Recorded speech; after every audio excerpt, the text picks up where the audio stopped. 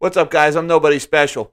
And if you think there was some serious stupidity going on in the U.S. housing market around the time of the housing bubble in 2007, 2008, well, we're about to put on a clinic in real estate stupidity, courtesy of the People's Republic of China and the Chinese Communist Party. Now, leading into this story, let's shrink my big fat melon of a head and let's talk about Evergrande, or China Evergrande. Now, China Evergrande is the second largest real estate developer in China. And Moody's has downgraded their debt to CAA1. I didn't know ratings went that low, but apparently they do. And long story short, Evergrande's debt is trading for about 30 cents on the dollar right now, which means if you hold a bond worth $100 from Evergrande, the most you can get for that bond right now is $30 because people know Evergrande is about to default. This country's going belly up. This company is going belly up, but this could be an indicator that the country is going belly up. And there's a couple of reasons I want to get into that's driving this. And I did a double take when I read some of these statistics, and it just blew my mind, the level of stupidity going on in China right now. But before we get into this, and I have to increase the size of my big fat melon of a head for this, please don't forget to smash that like button, to subscribe to my channel, hit that notification bell. It really helps me out. It supports this channel's growth, and I'd be forever in your debt. And I would be remiss if I didn't send a shout out to Jim Lewis and the folks at Wall Street Silver for the big bump they gave me yesterday. They've put me over 1,000 subscribers. That's a big milestone for me. So, guys, thank you very much. Now, with that being said, let's get into some of this Chinese real estate stupidity. And, folks, you would not believe some of this stuff. All right, first of all, a little bit more about Evergrande and their contagion risk. The whole junk bond market in Chinese, junk bond yields are soaring right now. And remember, with bonds, price and yield are inversely related. So the fact that these yields are soaring is because the prices of these bonds are tanking. So it's not just Evergrande that is in trouble right now. Evergrande's contagion is spreading to other areas of the economy, to other companies. This may go down as China's Lehman Brothers moment. If you remember, Lehman Brothers collapsing was the first of the big dominoes to fall when the housing market collapsed here in the U.S. And you can see here, this is Chinese junk bonds. They are soaring as Evergrande goes downhill. And there's a couple of, it was in this article here. I want to mention something here. It's not just Evergrande. There's other developers are starting to have trouble. And this is another article. This is in the Financial Times talking about the Evergrande collapse. But I want to scroll down here. Pardon my pronunciation. The bonds of Guangzhou, I don't know the pronunciation, I'm sorry. The bonds of Guangzhou RNF, another Chinese property developer, edged lower in Shanghai on Tuesday to about 60% of face value. So while Evergrande is only trading at about 30 cents on the dollar for their debt, they're taking this other company down. They're only getting 60 cents on the dollar for their debt now. That follows a fall of more than 20% yesterday. Moody's has also downgraded the credit rating of this group. And then the Fantasia Group, a third property company in China, their debt is now trading at 78 cents on the dollar. So this situation with Evergrande is spreading to other facets of the economy. Now, I was doing some research here, and some of these numbers are going to blow your mind about the Chinese real estate market. Okay, first, home ownership in China is 90% of the population. Now, that may strike you as a very healthy statistic, but keep that in mind. Home ownership is 90% of the population owns their home. And while that is healthy, if there is a collapse in real estate values, that means virtually everyone loses money. Now, back in 2008, 2009, if you were a renter and if you were lucky enough to not lose your job, you were presented the buying opportunity of a lifetime. You were given a chance to buy into the real estate market at fire sale prices for your first home, and you've been able to ride it all the way up. Well, with 90% of the population in China already owning a home, there's not really this big major demographic that's just waiting for their entry point. Everybody's already in. So everybody loses equally. Now, this statistic blew my mind when I read this. In 2018, 87% of home purchases were for second or third homes. I got to repeat that. In 2018, 87% of real estate transactions were second and third homes. So this 90% home ownership thing, keep in mind that most of the current Chinese real estate market is people buying more homes and more apartments. Now, if there's 90% home ownership in China and 87% of real estate transactions are for second and third homes, those second and third homes are not getting rented. There are no tenants because only 10% of the population doesn't own their home. So what's going on with these second and third homes? Nothing. They're sitting vacant. And in fact, 1 in 5 houses in the entire country in China is vacant. That's 20% of the whole country is empty houses. Folks, the real estate market in China is going to collapse. And it's going to collapse big. Now, I don't know if it's going to happen soon or right now. This Evergrande is a pretty good indicator that it might be happening soon. But other analysts have been calling for a collapse in the Chinese real estate market for years, and it's never materialized. But wait, there's more. You see, I want to mention something.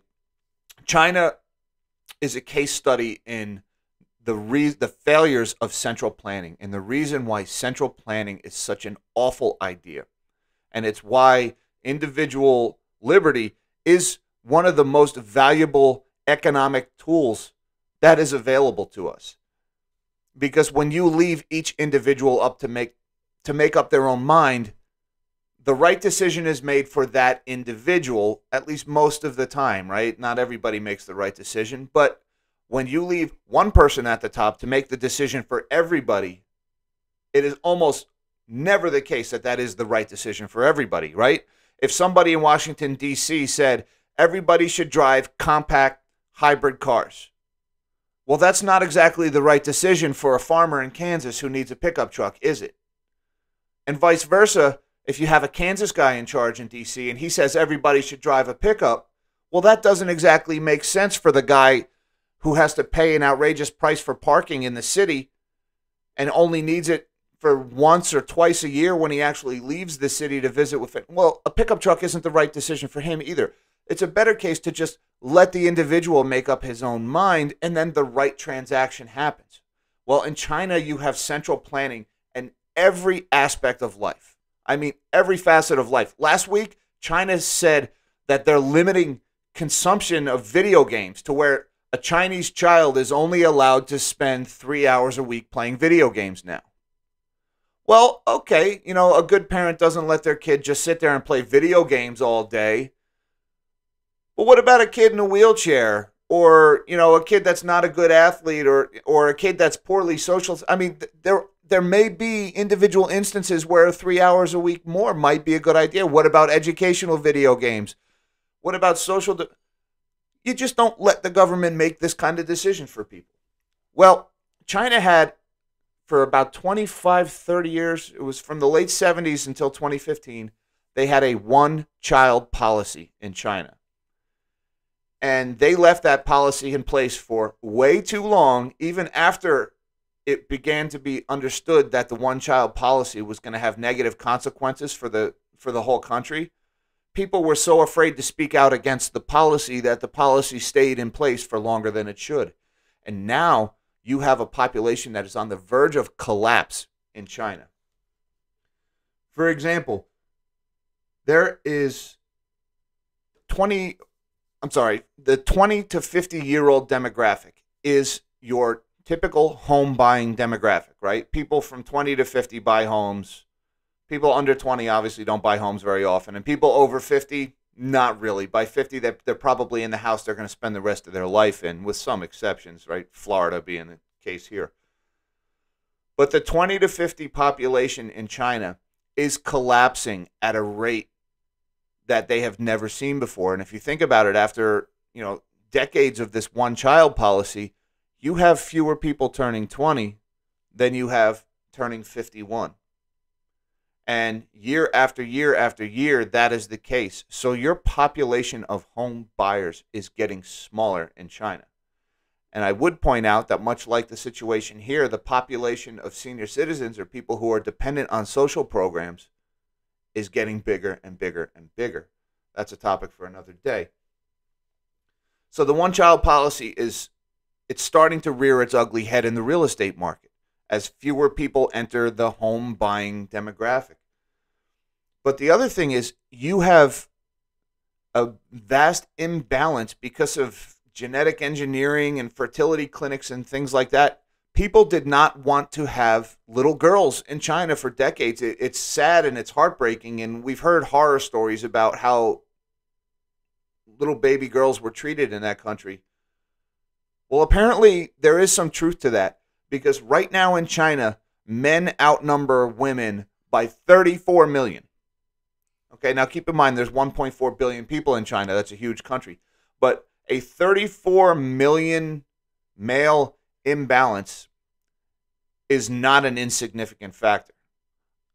And if you think I'm kidding, I want you to imagine in your head the entire population of California is single men. Would you want to be anywhere near that place? Because that's about the population of California. And when you have such a huge concentration of single men, or of men who have no hope of marriage, because there just are not enough women in the country. Violent crime, alcoholism, self-destructive behavior. Like, look at any guy who's ever gone through a rough divorce and a bad breakup. I mean, things like alcohol abuse and life just falls apart for men without women. It's a fact. Like, women have a civilizing impact on men, and without women in our lives, men tend to we return to our rudimentary self-destructive behaviors. We turn into cavemen. It's not good. It's not good, folks. And imagine 34 million men with no hope of marriage. And worse yet, 34 million men who probably have next to no intimacy in their lives either. All right, we're getting you can see where I'm going with this, all right? Well, one of the things that male to female imbalance is driving in China is, if you're a man, the competition for the ladies is pretty tough in China. And the only hope you have of getting married in China is home ownership. If you don't own your home, you're going to spend your life single and poor and alone.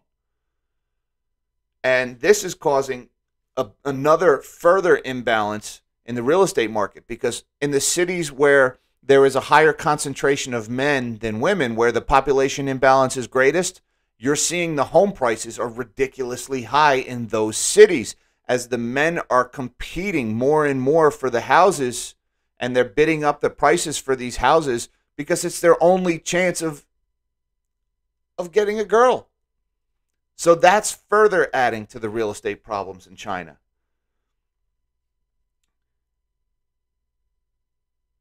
And the other thing, I'm glancing at my notes here. I don't have the Economic Ninja's cardboard to read off of. No offense, Economic Ninja. The average home price in some cities in China, and this one I had to do a double take too.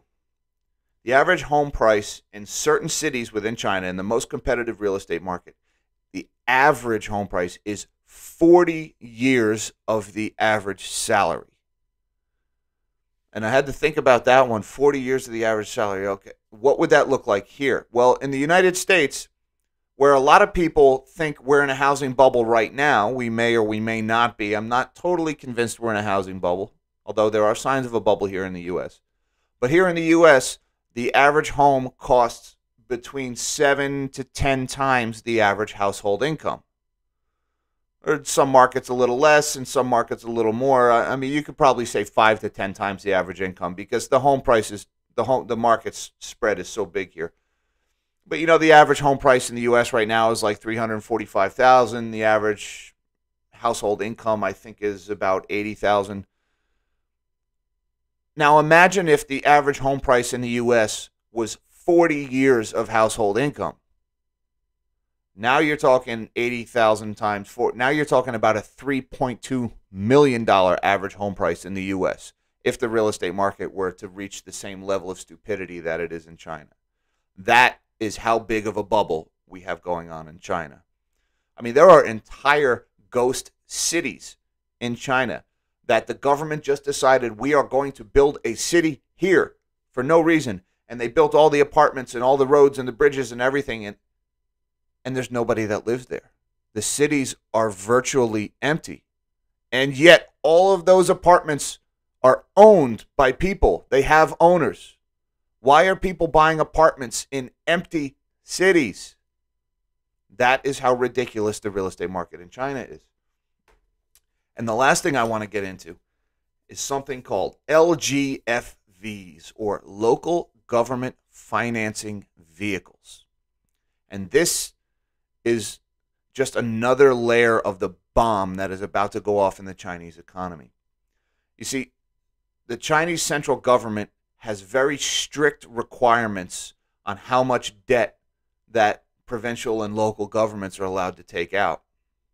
So what the local governments have done to get around this is they have created these LGFVs, or local government finance vehicles. They're basically shell companies, right? They're private companies, but they're kind of off the books at the local governments.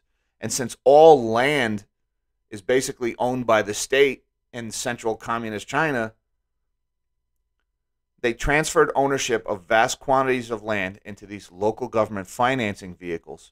And then these companies are borrowing against the land, borrowing huge amounts. And it's rumored that almost 1/3 of local government funding in China right now comes from these LGFVs borrowing against their land. 1/3 of all of their local government money is coming from borrowing against land. So what do you think happens if the prices and the values of those land goes under?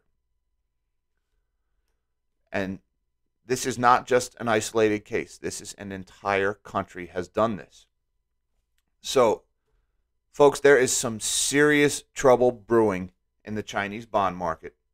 And it's the result of decades and decades of unbridled stupidity on the part of the Chinese government,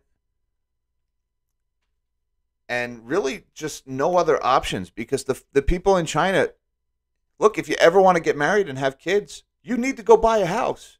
And there's 34 million dudes than there is girls. So you got to pay any price you can to get a house, because it's your only chance of living a better life. If you want to be alone and broke for your whole life, that's it. You have to own a house. It's your only way out. And the stock market in China and the bond market in China, they're just not really good choices for the average Chinese person, especially the volatility in the Chinese stock market in the teens. So it forced the whole country is invested in real estate. And, it's not like it was over here in 2008. It's worse than it is over here in 2008, because in 2008, at least you had a large segment of the population that stood to benefit from the crash in housing prices. People were finally able to get in at a good price. You don't have that in China, because everybody is already in. Everybody has paid these ridiculous prices. And the population is shrinking. They've got this huge quantity of empty apartments and houses in a country with a shrinking population. And all of the government has borrowed against these depreciating assets. So there is a serious bond and real estate bomb about to go off in China. And it's the result of decades of central planning and stupidity. And, a lot of people who are saying that, China's going to become the world's lone superpower and China's going to take over everything. I'm not so convinced that China is destined to rule the world. I'm really not. I think China has a really rude awakening coming, because number one, their real estate market. I mean, just think about some of the stupidity that goes on here in the U.S. Or if you're in Europe, some of the bad decisions that are made over there in Europe. At least Here in the U.S. and in some European countries, the station you are at in life or your job is somewhat determined by your competence and your ability to produce and your ability to function well in your job. In China, your ability to do your job is 100% determined by how your standing is with the Communist Party. All right? Think of it like nepotism run amok. Think about a whole country is run by the idiot nephew of the boss. That's how decisions are made in these central planning governments. And the failure of that kind of system is about to be on full display in China. I really believe it. And that's why I don't, while China is very aggressive and it's obviously, there's a huge population, 1.4 billion people, and they have a growing military, and the U.S. is arguably in decline. I think most people will agree that. I don't think China is about to step up and rule the world. I really don't. And if you think I'm kidding, ask yourself, why is Xi Jinping right now very slowly going after anyone who is becoming popular in China? It's like there's this popularity contest, and anybody who gets too close to Xi Jinping's popularity is disappearing or being blacklisted. Think about Jack Ma. Just disappeared last year. Why? Well, he was this up-and-coming billionaire company. He was a potential threat to Xi Jinping, and he disappeared. If Xi Jinping was so secure in his leadership of the country and felt like he had nothing to lose, why is he suppressing anybody whose popularity gets anywhere near his? Why are actors being blacklisted? Social media personalities getting blacklisted or just outright disappearing in China right now? Because I think there is some unrest on the horizon in that country. They see the writing on the wall that there's about to be a debt bomb and a real estate collapse in China, and the central government is shoring up its power and its grip on popularity before that happens. Anyways, folks, that might be a little bit too Chicken Little, a little bit too much sky is falling. But when I started to read about Evergrande's bonds collapsing and how several real estate developers are going down, and then I got into some of the numbers about the Chinese real estate market and the population factor, it was eye-opening. If you're interested in this topic, there is a series on YouTube called China's Reckoning. It's 4 or 5 videos. They're about a half hour long each. I highly recommend those. There is some startling information in those videos. And I'll put a link down in the description. Check those out. Guys, that's all I got for today. I want to thank you for your time. I want to thank you for watching this video. I hope you enjoyed it. Please give it a thumbs up. Subscribe to my channel. Hit that notification bell. It would help this channel to grow, and it would really help me out. I would be forever in your debt. In the meantime, live small and dream big.